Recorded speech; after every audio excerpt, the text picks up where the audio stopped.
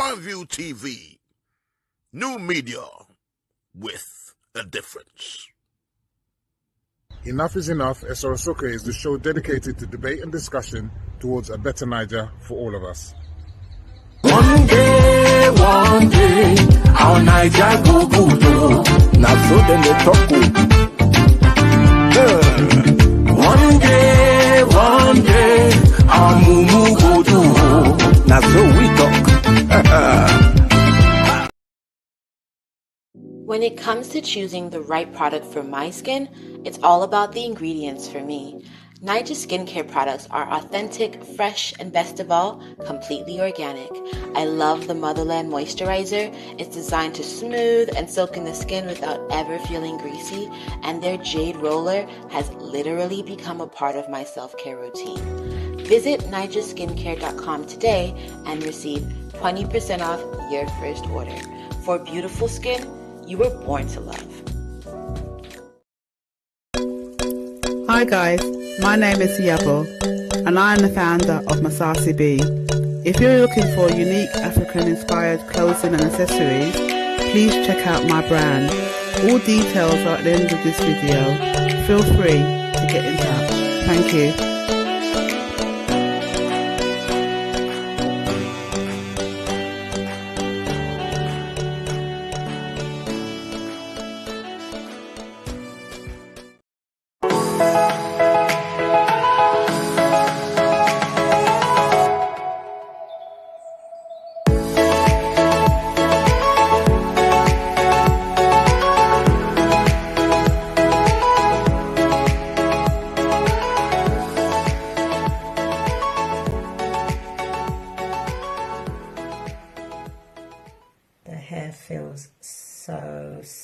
Curl pattern has just bounced back. Look at that, without any product in the hair at all. When you use Sherma Haven's natural hair care product line, your hair flourishes and becomes the main attraction. Good evening, ladies and gentlemen. Welcome to our Enough is Enough Soro Soke show, sponsored by Better Niger. I'm your host, Mr. Femi Oke. I welcome you to the show dedicated to debate and discussions towards a better Niger for all of us. Tonight, I'm reaching you live from Marrakesh in Morocco. This is a great tourist destination in an oasis near desert, similar to Kano. Hopefully, one day, we will have millions of tourists coming to Nigeria and enjoying Nigeria. I would like to welcome to the show my special guest to the studio via StreamYard, and that's Honorable Stanford Arinze Nwokedi.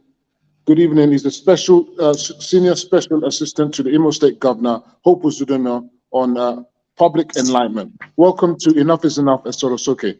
Kedu? Fine. Good evening, Mr. Femi Oke, and good evening to all listeners. Fantastic. The question we shall consider tonight is as follows. Is Hope Uzodinma the best for Imo? And who is responsible for the killing in Imo State? You can contact us with questions and comments on our Facebook and YouTube handles at Primeview Television and betterniger.com, or you can call in by WhatsApp on +44 7939 895 108. I'll repeat that for you, +44 7939 895 108. The number should be scrolling at the bottom of your screens. Before we start on the main topic, can you? I'd like Stanford, you to tell the audience a little bit about yourself and how has it been working as SSA to Governor Hope on public enlightenment. What good news have you got for fellow Imolites and Nigerians from Imo State? Thank you very much, Mr. Femi Oke. Yes. Just like I've been introduced, my name is Stanford Arinze Nwokedi. And by the special grace of God, I'm the Senior Special Assistant to the Performing Governor of Imo State, Distinguished Senator Hope Uzodinma, and my portfolio is Public Enlightenment. It has been a very interesting cruise in the last 3 years and some months that we've been on the saddle, trying our very best to serve our state, to serve our fatherland under this office. And I count myself very privileged, to have been, chosen to do this job for my state, and under a governor that I can describe as a real visionary, a man with tact, a man with the needed maturity, and somebody who is selfless and that has no greed in him. This is a governor that has been able to, galvanize Imo State that was in a total mess when he met it. And today we have a state that people can say of a truth that I am proud to be an Imolite.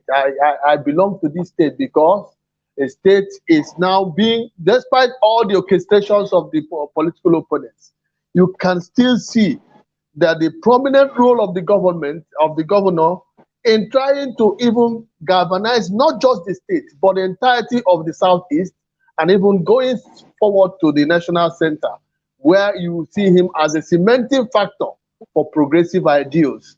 So I find myself very privileged, and I am grateful to God for this opportunity. And of course, I can always tell people what we are in this dispensation is a dispensation of discoveries, a dispensation of constant development and improvement on whatever we have in our state. And it has remained like this over these 3 years and few months, and the government is going from one level to the other and remaining focused in achieving sustainable development and getting the impact of government, to reach to the rich, and making people take cash out, so to speak, from the ideals that have been placed by the government. Okay.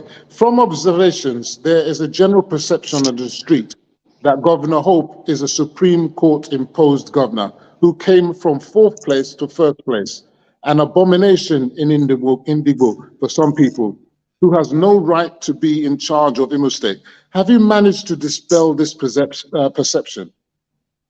Well, just like I told you, for anybody to say that, it's unfortunate that in 3 years... I hear it every day. I hear it every day. Go ahead. That in 3 years and few months, for us to still be talking about an election that went through the highest level of scrutiny, judicial scrutiny, when I'm talking about like this, is I'm talking about a government that emerged out of, the processes of election. And, people must get to understand that even taking the matter to a court of competent jurisdiction and decided upon by the Supreme Court of the country, it's not just a small thing. You had gone through the highest level of scrutiny, judicial scrutiny, and then having been found to be the duly elected. It is not worth it for me right now, in 3 years that we have been in office, to continue to talk about something that happened and which has been foreclosed by judicial process. So my question, just to repeat it, just in the short, is that have you dispelled that misconception, or because as I say, it's still being said out there?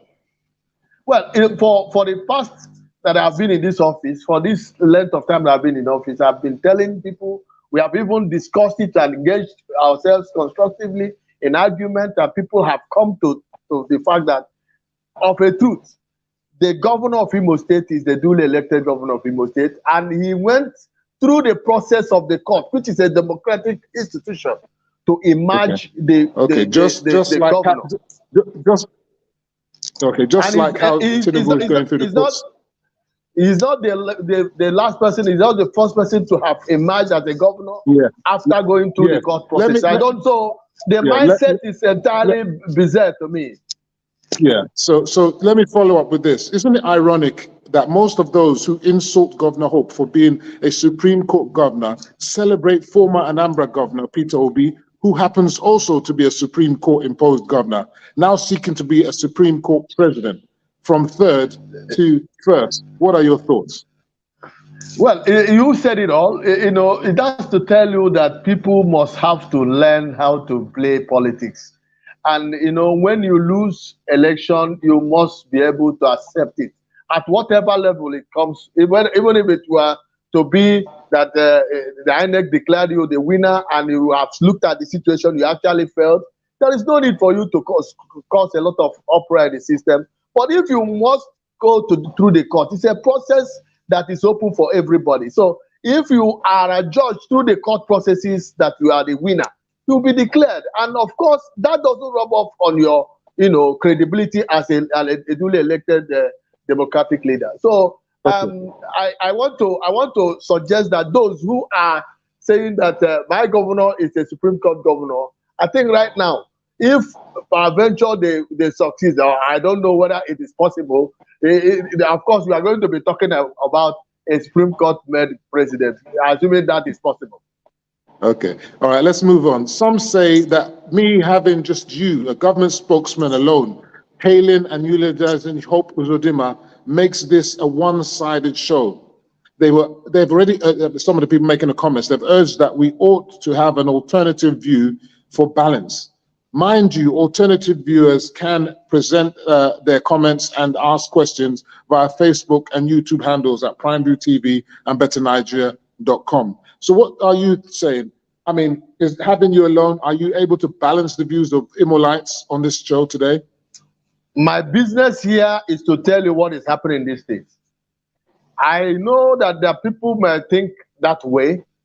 I didn't tell you not to get anybody. I can confront and I can, engage anybody from the opposition. Of course, most of those, there's nobody in the opposition in Imo State today to engage with me, because all of those that I had the opportunity of having faced with ourselves in this platform, they are today members of APC, and they are champions of the re-election that is about to take place on the 11th day of November 2023. So we have a one-party system in the state, I can say so. Okay. Because I'm not sure, all of those people that used to be on this platform, Femi, if you can recall, I have been on this platform with a number of them.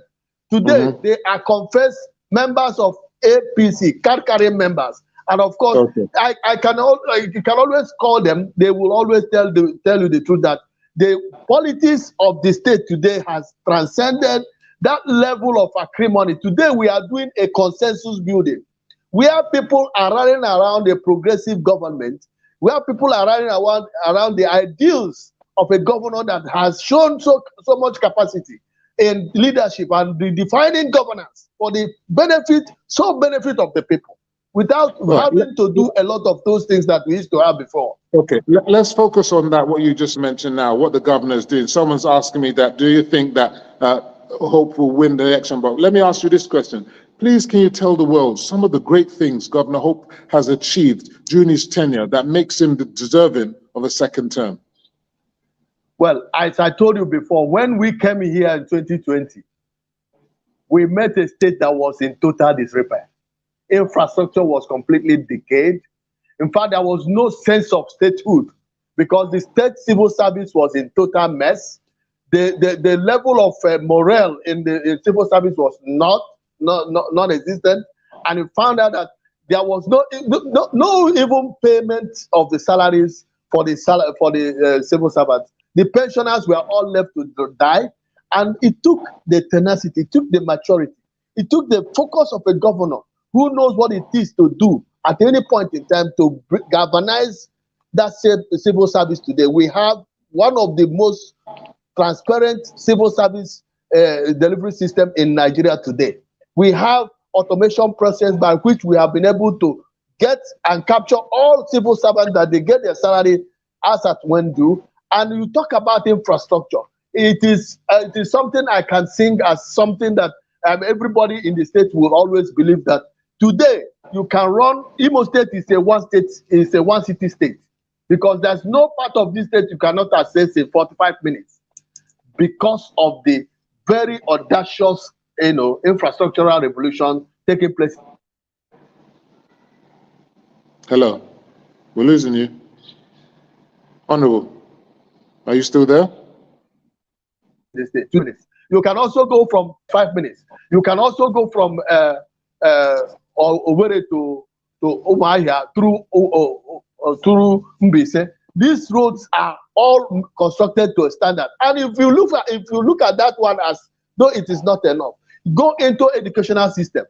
Today we have seen real quality in education, and members of the public are aware that we have a university, a full-fledged university worth 45 billion naira that was constructed through the taxpayers' funds of Imo State, but was stolen into to become a private university. Today it has been retrieved by this government, and of course, doctors, medical doctors, medical students that were left to languish without moving forward or backward in the university, the teaching, medical college of Imo State University today have all graduated. We have 4 batches of them graduating in less than 4 years. It is as a result of vision. And beyond that, you go into agriculture. It is the first time in our annals that we are having a government providing, fertilizers to farmers.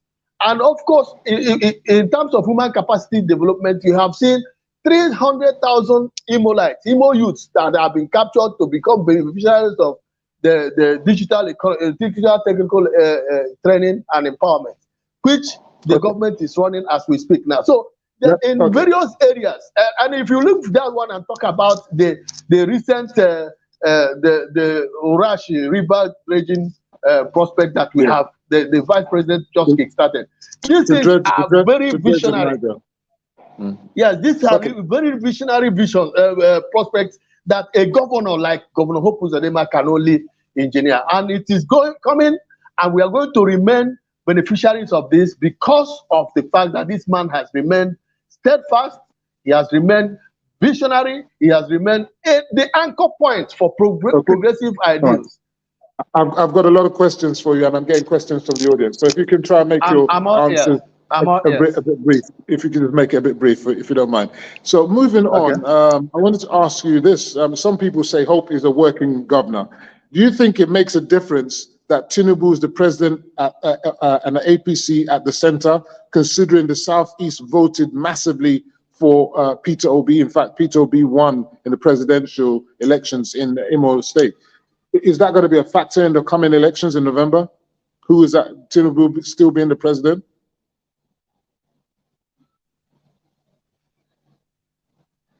Can you hear me? I can't hear you. I couldn't hear your. Okay, I said. So some people say Hope is a working governor.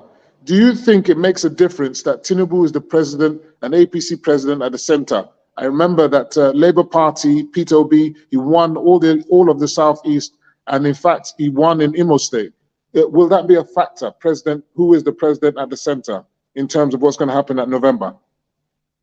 Well, there are no similarities. I don't think it is good for you to draw any allusion from what happened in the presidential election to what is about to happen, to the consensus that is about to happen in November 11th. Because if you are talking about a presidential election where the people of the South is thought rightly to that they ought to have the chance at this point, having not been able to occupy that position for the length of time we have been.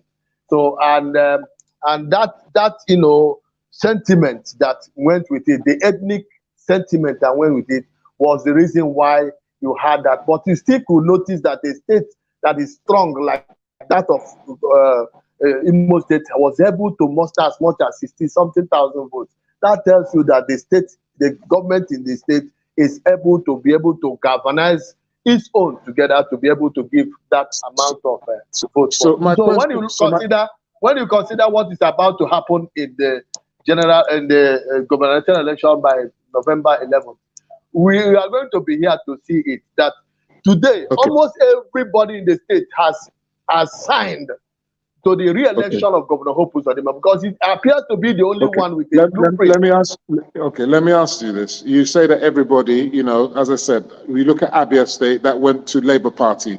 There is a swell of movement for Labour Party. So that's the reason why I'm asking this question. The Council of Imo Kings, Chiefs and Elders have endorsed Hope. You said that already. I'm just paraphrasing you. You also said that many prominent people and people that were in different parties in the opposition, they have decamped to the APC. You mentioned that. And we even know that many influential people in Ohanaeze, they have also endorsed Peter Obi. But these same people, a lot of them, they endorsed Peter Obi during the presidential elections and he didn't win. So can these people really have an impact on what's going to happen in November? Well, like I told you before, this is a case study of a state where the government is incumbent. You understand? The government is discharging on the responsibility very creditably, is able to sustain development to the point that people are wowed. You have a government that is able to, get the infrastructure working again, is able to muster enough funds to be able to get our youth engaged constructively in issues that will impinge on their economic well-being, is able to have ideas that are able to translate Igbo land to the commercial attention that used to be given to the southwest Lagos and all that. He has shown clearly, and everybody has seen, that Governor Hope Uzodinma in the next 4 years is going to cause a lot of positive impact in the life of every Imolite. And of course, it will take somebody who will see light and choose to go with darkness to now say otherwise. Because this man is the only one who has the ideas of what progressive politics is all about. And he is doing a lot, even reconnecting the Southeast, even when we were all victims of swimming against the tide when it comes to presidential election. But today, Imo State is at the very forefront, at the table where everything is being shared. And we have a national player, a goal-getter that is at the center. And he's always there with the powers that be in the center. And he will not be here, and we will continue to suffer marginalization. That is why I say he will be re-elected, and it will be a massive consensus victory for APC and for the governor. Now, is it true that... are you with me? Yeah, I'm with you. Sorry about that. It's really hot here and my phone keeps on burning up. So I want to ask you this. Is it true that most of the people in the Southeast, because we're going to talk about the violence now, is it true that most of the people in the Southeast and Imolites all want the Nnamdi Kanu to be freed, and that they agree that IPOB is not responsible for the killing in Imo State or anywhere in the Southeast? Is that true, that everybody believes that? Well, I for one, I tend not to want to speak about issues that are not of my own immediate concern, because I think Nnamdi Kanu's matter is an issue that is with the court. I think the court should be able to handle it. Although I am seeing moves, being led even by the governor to make sure that there are a lot more other considerations, bringing about political resolutions to these things. I just hope and pray that those who have ears will be able to know that it is time for people to now judge, and then be able to move our sub-region forward. Okay, some people are saying that they must have the release of Nnamdi Kanu before we can have the needed peace in Southeast. Do you think that's true? Well, I cannot also say that, because I think there is a government determined to maintain the peace, and the role of the government in maintenance of peace is something that it cannot renege on. I don't think it would be right to say that non-state actors can determine what happens in a democratic, republic like this. Okay. We have in now, Emma Powerful says that IPOB have stopped the sit-at-home, and that IPOB has nothing to do with that sit-at-home. Meanwhile, Simon Ekpa keeps on issuing threats and instructions for IPOB to carry out with active enforcement of the sit-at-home. So being in government, can you tell the public categorically whether IPOB are indeed responsible for the murders at sit-at-home, or the murderous sit-at-home policy, or are they someone else? Well, if I will advise, I will ask that I be excluded from issues of the politics of IPOB and that of Nnamdi Kanu. For me, I am a government official. I will speak about constituted authorities, what the position of the government is, and that it remains that non-state actors cannot determine for Imo people what happens in our state. We have a government here, a government that is able to hold its own, to be able to sustain the peace, and has been able to confront dynamically, kinetically too, and using the carrot and stick system to make sure that we have a state today. Because if not for the approach, the tact, and the dexterity of the government, we won't be talking about a state that is about to go into election. Because people today are aspiring to govern a state. They forget that by the year 2020, 2021, there was no state, so to say.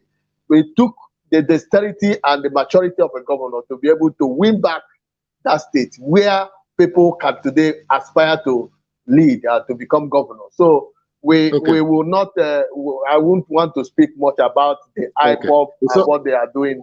Yeah. Because I know it's all I know it might not be your remit, but as the show is titled, it's about will Hope be the one that will stop the killings that's happening in the Southeast. Now, Southeast governors, including Hope Uzodimma, and Igbo leaders, including Ohaneze chieftain, led by Wanyawu, met and agreed to implore on President Tinubu to intervene to free Nnamdi Kanu and address the marginalization of the Southeast, saying that they need to have an additional extra state.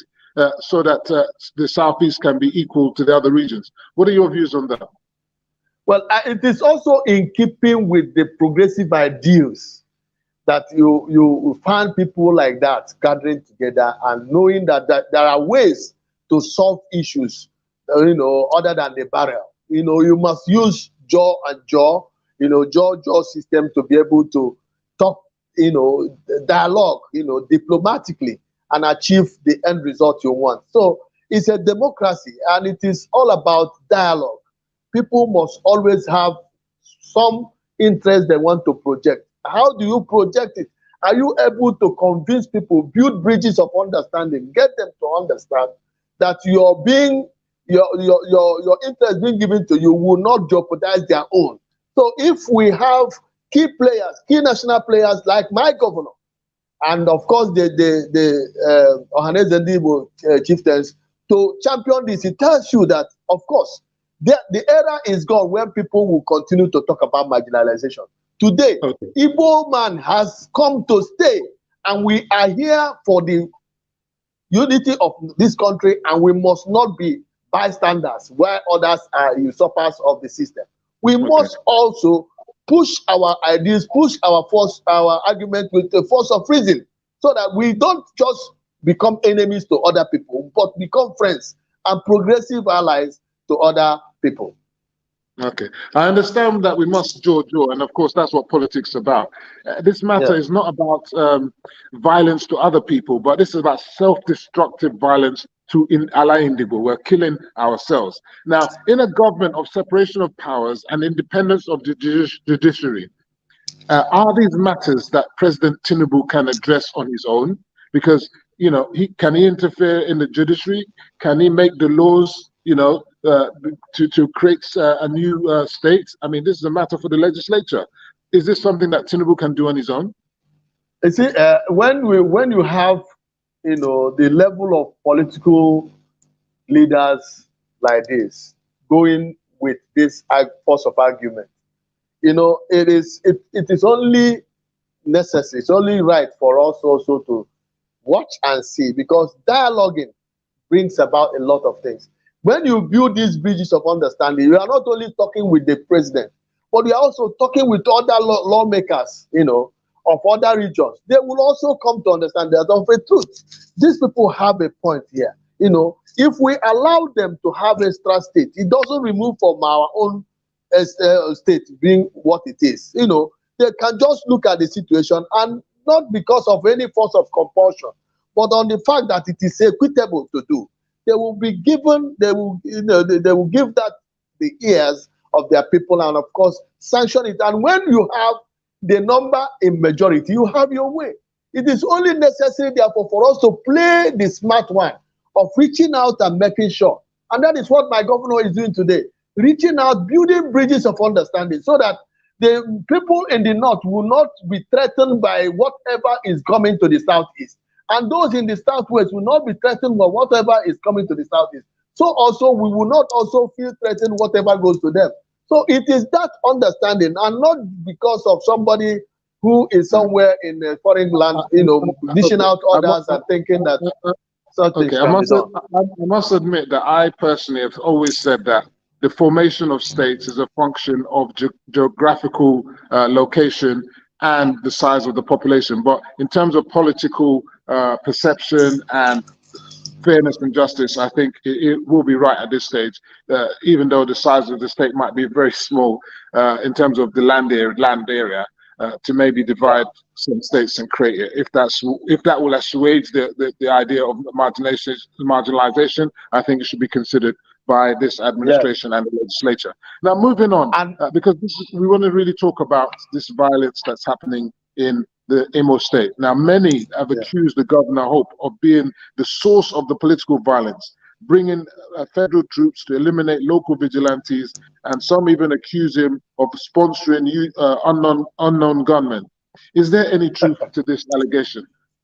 Of course, it's as laughable as it sounds, because I have not seen it, I have not heard it, and nobody has ever heard it, where a government or a governor will now turn to become the terror for his people. It's never done, because it's a democratic situation, it's a democratic government. And are you telling me that a governor who, when he came into power, was, attacked by those who felt that it was their own right, to be the governor, and which resulted in him becoming a victim first, having his own house, being burnt.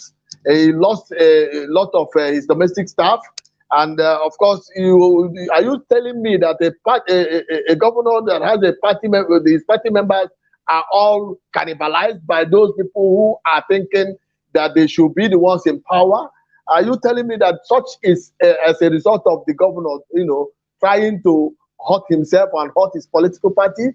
It is unheard of, because let me follow up. We know from the beginning of time, we had always told you, and in this platform, I had always come here to let you know that what happened in the state and what is still trying to resurface today is that political orchestration of the opponents, and which today, by the grace of God, members of this opponent, people that were formerly of this political derivation, have joined us, and that today our voices, they are the ones speaking and saying that their former party was behind all of those orchestrations. And today we are not so.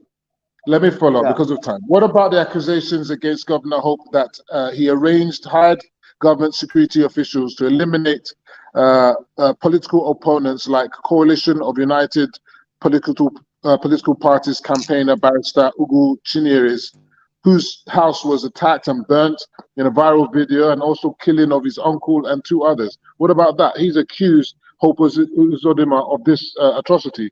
Is there any truth in that? Well, I think I've also had the opportunity today in this platform to talk about this same character. Ikenga Ugochinyere Imo is a character that is notorious in this state. He's a showman's person. He's a political showman. He likes the spectacle. He is always that type that will sit and concoct propaganda. And before you know it, you see him on different. Would that propaganda, just for the audience, would that, because you've said it before, would that propaganda involve him killing his own uncle? Hello, I'm not hearing you. Can you hear me now? I said, would that propaganda mean he would kill his own uncle? Well, you see, is this something that is a mix here? This character called Ugochinyere, had it was established, classically, that there was understanding. He had a kind of understanding with the non-state actors for that not to be an election in the 2023, the last election. And he turned out again to become a candidate. So these people, it is for the police and the security agencies to unravel why there had to be an attack on him by these same people who he had frolicked with publicly and who he has been defending all along. So for him to now ascribe what happened to him to be that of attack from the government is unnecessary. And of course, every person in the state knows that Governor Hope Uzodinma is so God-fearing that he will not ever get involved in issues of blood. And of course, to him, leadership is all because of service. And he cannot want to kill any human being because of political office. All right, now let's move on. Just final one on this Ugo Chinyere, because he won his House of Representative elections under the guise of the PDP. And this is this not a vindication of the rejection of Hope Uzodinma and the danger that he may lose the elections to the PDP? Is this not possible? Or you think this is when you talk about an election that is being contested in the courts, you know, how could he have become a winner in the first instance if he claimed that we used security agencies to shoot and remove people from make people not to vote? Who then voted for him? So, but today we are in court. Wait. INEC declared him the winner, didn't they? We are in court contesting that election, that result.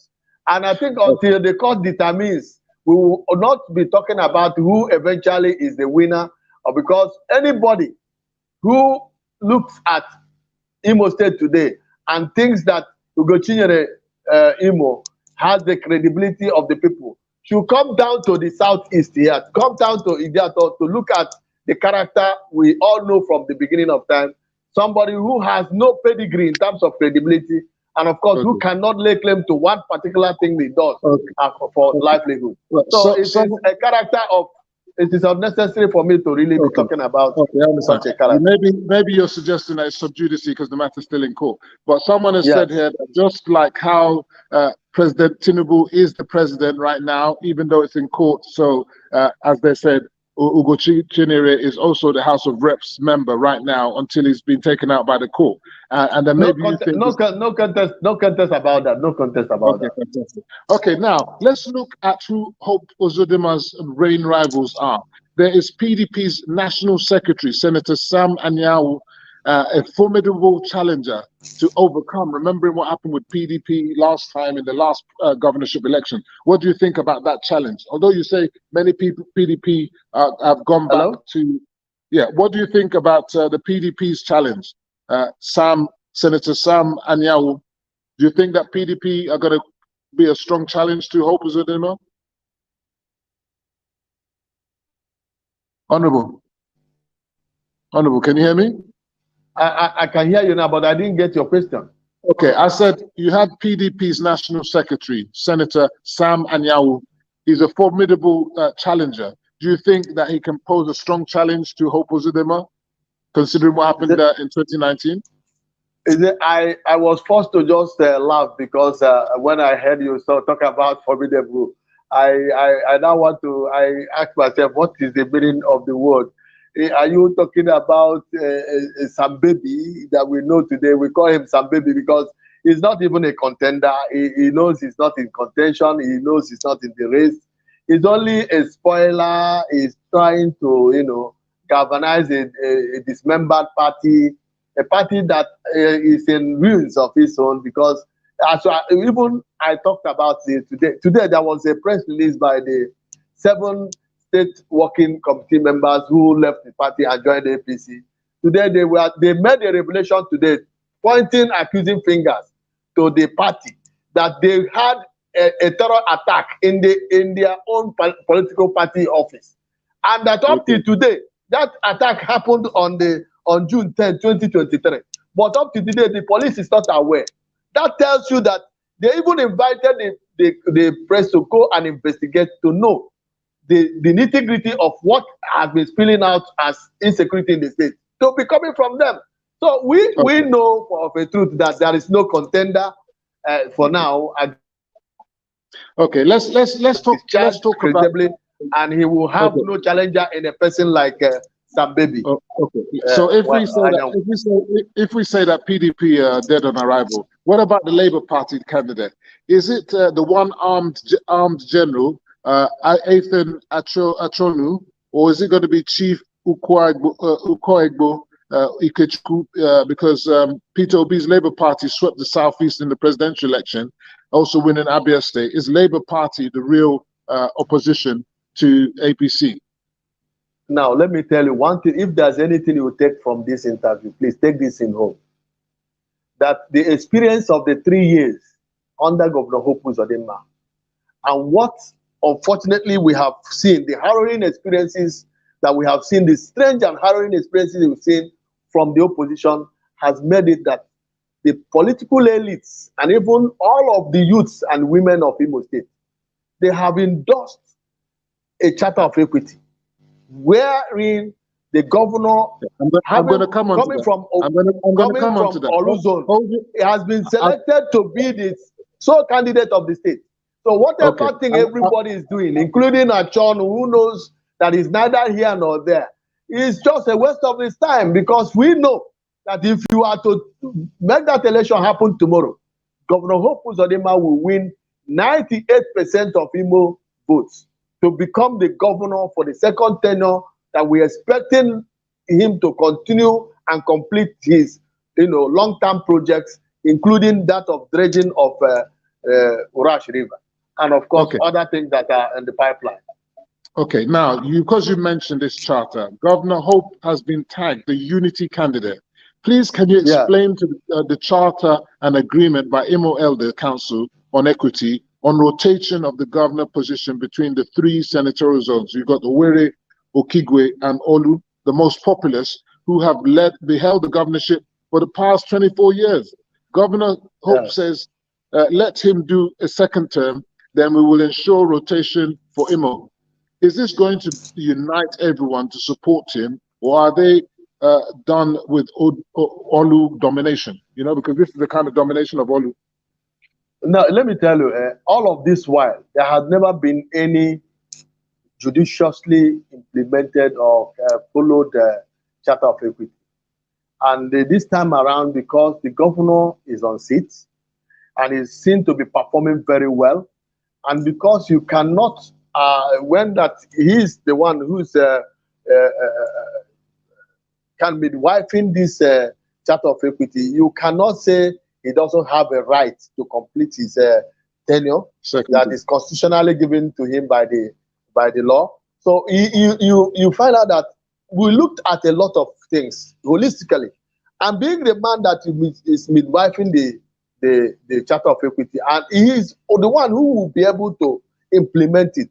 That once he finishes his tenure, the next governor will come from Owerri Zone, who will have also his 2 tenures. After that, he goes to Okigwe Zone, who will also have his two tenures before he comes back to Olu again. So after now, there is not going to be any issue about contest in terms of which zone will give the governor, will produce the governor. So what we are talking about now is, are we able to see that truly the governor, having discharged his office so creditably, and it's now his idea to give back to a charter of equity? Is it not only right that he should have his 2 tenures, and of course midwife it for the fact that other states, other zones will now have their own charter? Let me come in here, Stanford. As you know, as we say, no governor is guaranteed second term, and we've seen in the last elections how many governors tried to come to the Senate. Many of them didn't get their ticket. Now, we're going to look at the former governor, Okorocha. We saw what happened with him. He tried to impose candidates. It didn't work. So there's no guarantee that what's going to happen after the next 4 years.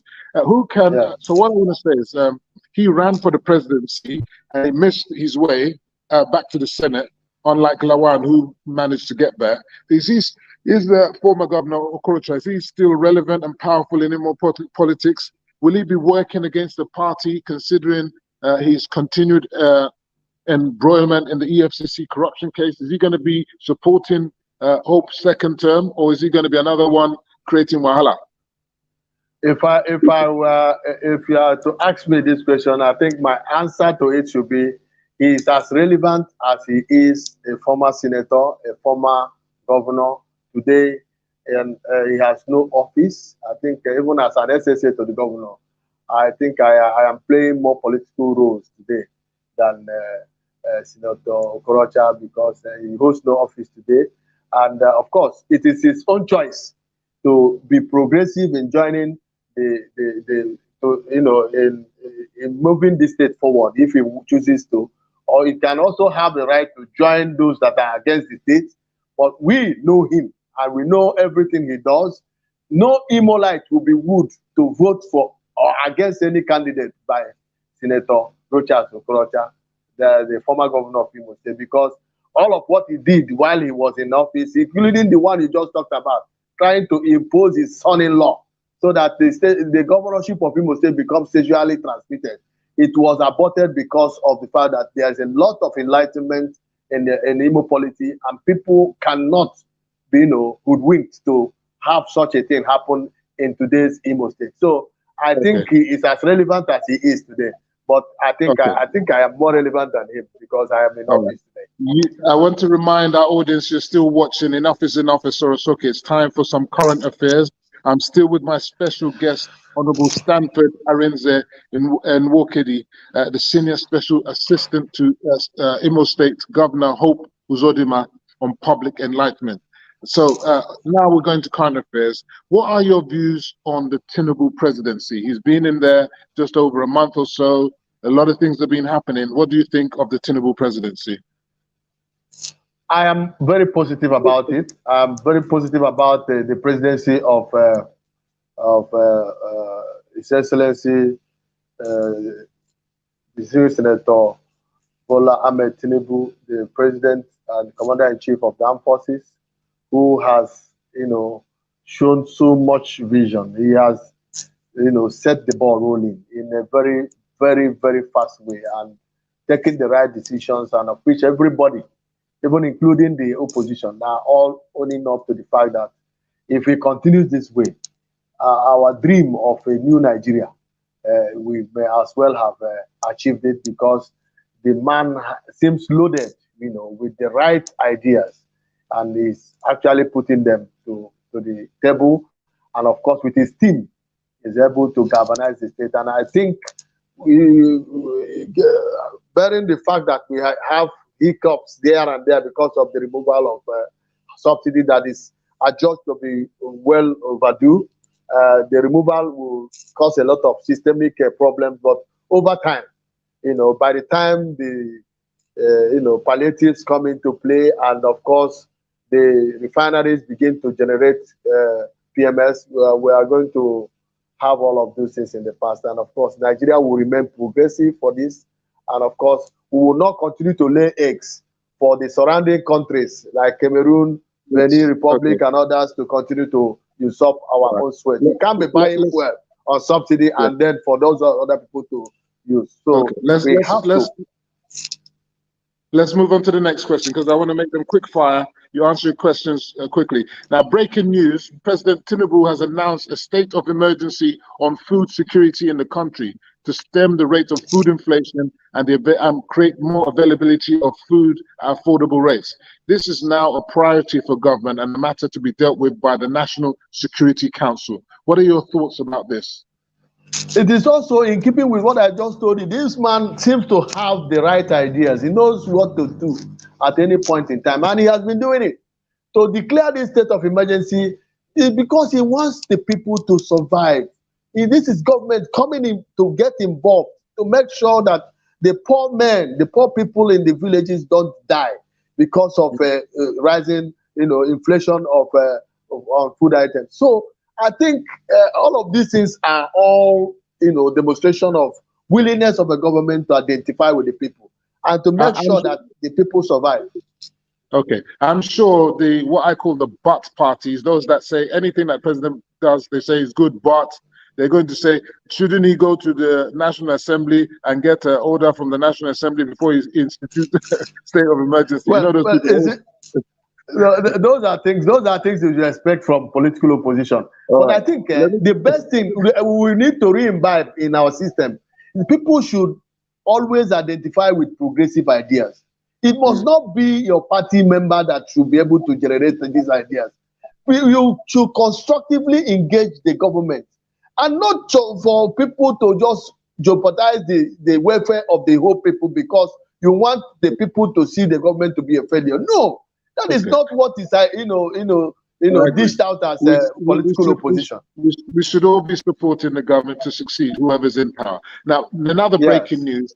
Following a court order to the DSS to charge MFLA to court within a week or release him, reliable sources have reported that the DSS has since filed charges against MFLA for who's going to be arraigned before a court.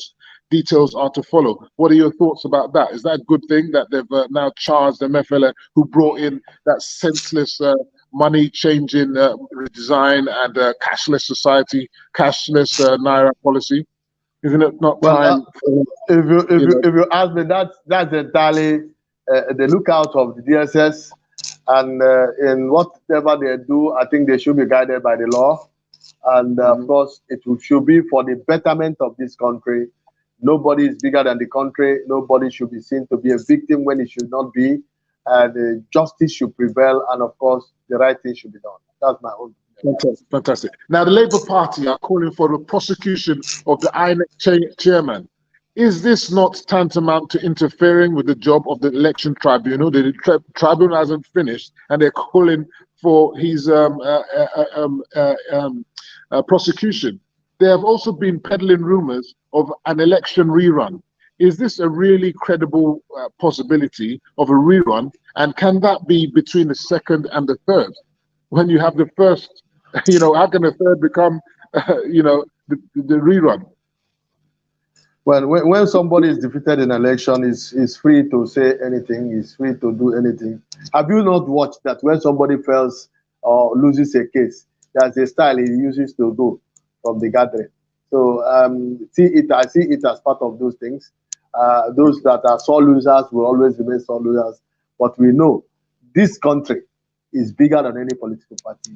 It's bigger than anybody. And we're already on our way towards 2027. Okay, fantastic. Now, you did mention about the problems of the hike in fuel prices and the floating of the Naira and the removal of subsidy. So I want to ask you, how are these things affecting the citizens of Imo State especially? And will this have an effect on the election coming in November? Because when people haven't got money in their pockets, like what happened with the CBN, will that affect the votes? Or do you think it's not going to have any effect at all? Because they will attribute it to ABC.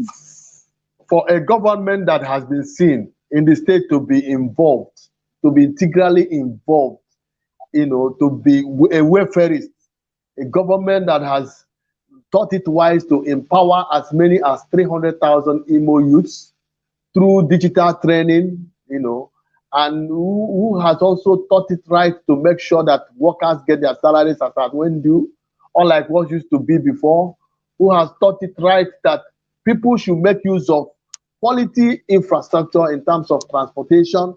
I think the overriding force of opinion will be, let this government that has done this so much yeoman's job continue, so that we can go to that point where our progress will be continuous, even after this governor has left office in 2027 or 2028. We will be talking about a state that has ability to have every month at least a minimum of 10-15 billion naira coming from only Urash River dredging. Such things are something that people should embrace. Such are things that should make people like our brothers in the southwest in Lagos who are into clearing. By the time this dredging is done, we are now related to the world through that ocean. A lot of businesses will come, opportunities will be there. We will have a lot of them come down from that southwest and come to develop our southeast, and we will become champions. Of course, trust Igbo man. When an Igbo man has the opportunity, the sky is going to be the beginning of his own voyage. Amen. Now, what's the government of Hope Uzodinma doing to encourage the diaspora, Imolites in the diaspora and other Nigerians in the diaspora to invest in Imo State? What are they doing for the diaspora to open up doors for us to invest in Imo State? If you notice, this is a government that is all inclusive. A government that closes windows open, the doors open, is accessible to the people. As an individual, if you have good ideas that you think can promote the well-being of Imolites and Imo State, the government always allows you the access.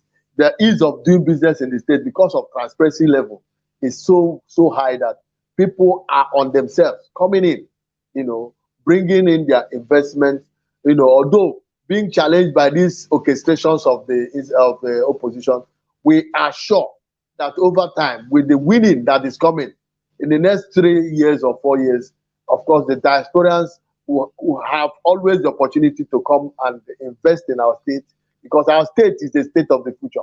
By the time I keep saying, this dredging is done, and of course, we are now at borders with the world, the entire world.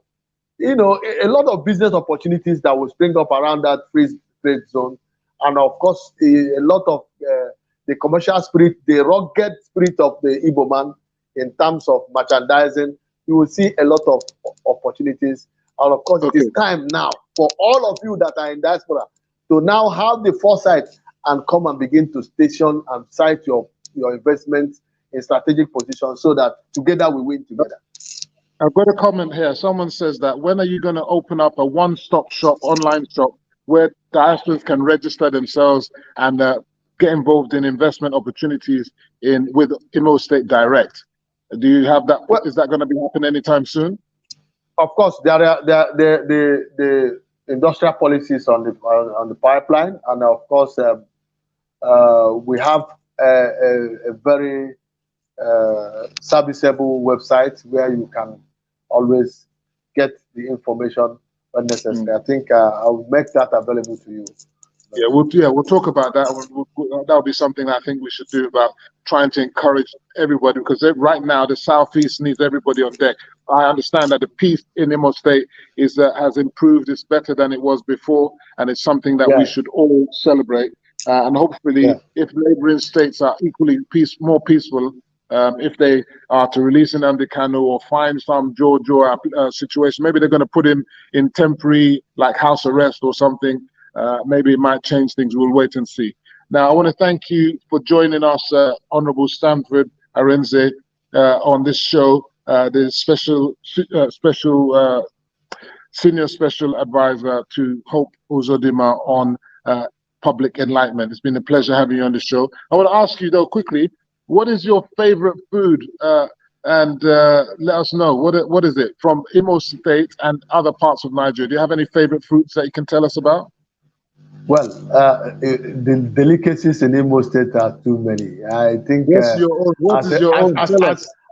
a local boy, I can go with okwa, and I have quite a number of local dishes here, and I just wish you can come and just explore Imo State and test the goodness of our delicacies. I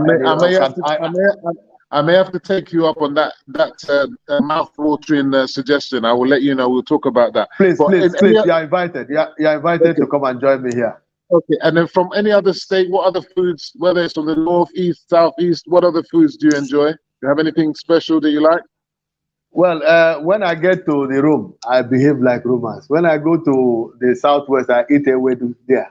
Okay, fantastic. What about when you go to the north? When you go to the north, what do you eat there? I know I have my friend that does this tuwo. That's the one they call tuwo. I used to enjoy it too. But if you come down here, I will give you okwa.